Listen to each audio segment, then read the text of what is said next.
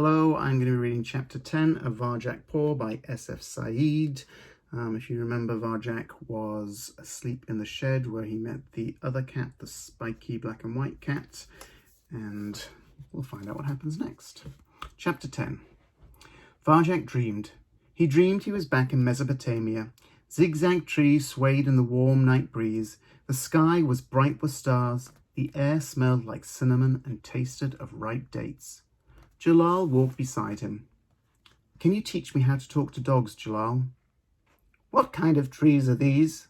said the old cat abruptly. "Trees?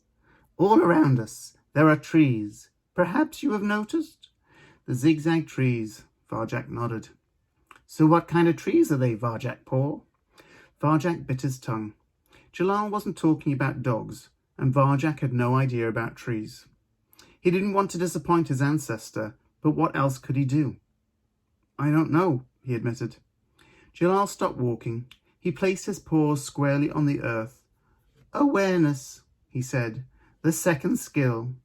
If you are to survive in the world, you must be aware of everything in it. Whether you need to find food, fight an enemy, or even talk to a dog. Before you do anything, you must know what you are dealing with. Assume nothing. Be sure of the facts. Open your senses, spread them wide like a net. Observe the world, what it looks like, what it sounds like, even what it tastes like."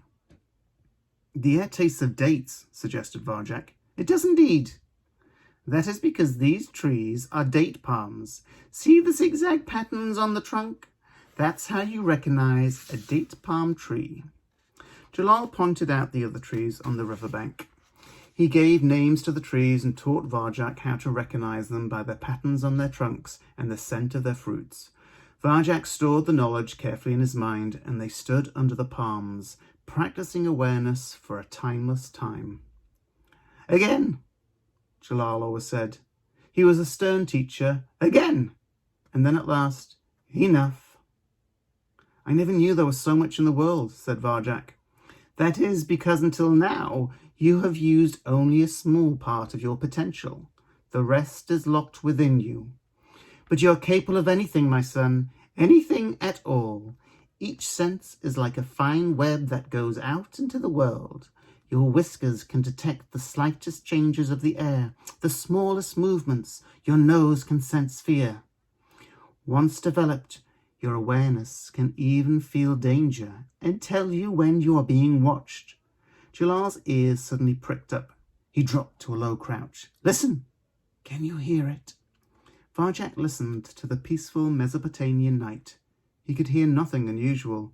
"Pay attention," said Jalal. "Near the top of the range there is a scratching, squeaking, chirping noise. It comes from the edge of the water. Can you hear it now?" Varjak closed his eyes and concentrated.